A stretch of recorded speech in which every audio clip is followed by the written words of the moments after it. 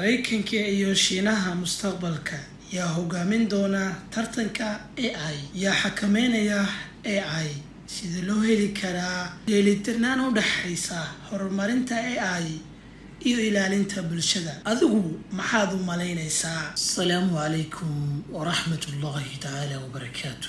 Kusoo dhawaada Dalbari Show. barnaamijka maanta aynu wado waa AI News iyo qodobada ugu muhiimsan ee toddobaadkan. Mareykanka iyo Shiinaha ayaa qorsheynaya wada hadallo AI ah.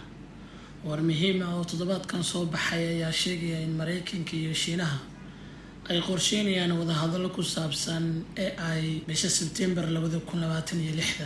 wada hadalladan ayaa la filayaa in looga hadlo khataraha ka dhalan kara AI-ga awoodda badan, sidii loo sameyn lahaa nidaamyo lagu maamulo. arrintan ayaa muhiim u ah labada dal, maadaama Mareykanka iyo Shiinaha ay yihiin labada dhinac ee ugu waaweyn tartanka caalamka. AI wuxuu leeyahay faa'iidooyin badan sida caafimaadka iyo waxbarashada iyo ganacsiga, laakiin waxaa sidoo kale jira walaac ku saabsan amniga internetka, awoodda militariga iyo saameynta uu ku yeelan karo shaqooyinka dadka. haddii wada hadallada in la qabto, waxay noqon karaan tallaabo muhiim ah oo ku saabsan mustaqbalka xeerarka iyo maamulka AI-ga ee caalamka. Shiinaha ayaa soo bandhigay model AI oo aad u weyn. war kale oo muhiim ah ayaa ka yimid Shiinaha. shirkadda AI-ga ee Moonshot ayaa 17 July soo bandhigtay model cusub oo la yiraahdo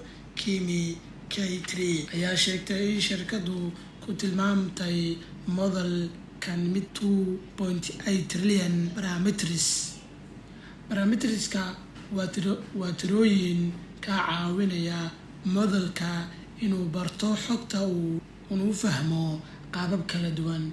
Kimi K3 wuxuu muujinayaa in tartanka AI uusan ku saabsanayn shirkadaha Mareykanka oo kaliya. shirkadaha Shiinaha ayaa si xoog leh ugu tartamaya suuqa caalamiga ah. taasina waxay cadaadis saaraysaa shirkadaha waaweyn ee Mareykanka inay sii wadaan laabuurka iyo horumarinta AI. Mareykanka oo ka digay isticmaalka aan la ogolayn ee modeliska AI. war kale ayaa ku saabsan muran ka dhex taagan Mareykanka iyo Shiinaha. xoghayaha maaliyadda Mareykanka ayaa sheegay in shirkadaha AI ee Shiinaha ay wajihi karaan tallaabooyin haddii la xaqiijiyo in si aan fasax ahayn uga faa'iidaysteen modelis ay sameeyeen shirkadda Mareykanka. arrintan waxaa lala xiriirinayaa farsamo loo yaqaano AI modelis. si fudud, waa hab model awood badan oo lagu isticmaalo in lagu caawiyo tababarka modelis kale. farsamadan lafteedu waxay noqon kartaa mid sharci ah, laakiin muranku wuxuu yimaadaa marka lagu eedeeyo shirkad inay si aan fasax ahayn uga faa'iidaysatay model kale. arrintani waxay muujinaysaa in tartanka AI uu hadda saameyn ku leeyahay ganacsiga, amniga qaranka iyo siyaasadda caalamiga ah. si kastaba ha ahaatee, waxaa muhiim ah in la sugo caddeymo iyo go'aano rasmi ah. OpenAI iyo qalab cusub oo AI ah. warbixino ka soo baxaya warbaahinta tiknoolajiyadda ayaa sheegaya in OpenAI ay ka shaqeynayso qalab cusub oo hardware ah AI ku salaysan. wararka qaar waxa ay tilmaamayaan in qalabkani ka duwanaan karo qalabada casriga ah ee maanta la isticmaalo, waxaana suurtagal ah inuu noqdo qalab si gaar ah loogu talagalay isticmaalka AI. haddii qorshahani dhab noqdo, waxay noqon kartaa tallaabo weyn. sababtu waa in tartanka AI uusan hadda ku koobnayn software oo kaliya.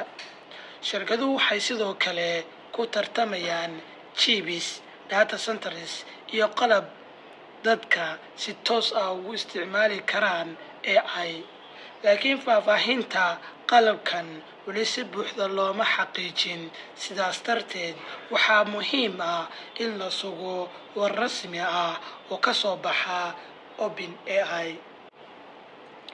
yaa xakameynaya AI? Ugu dambeyn, waxaa si xoogaysanaya dood caalami ah oo ku saabsan su'aalaha muhiimka ah. yaa xakameynaya AI?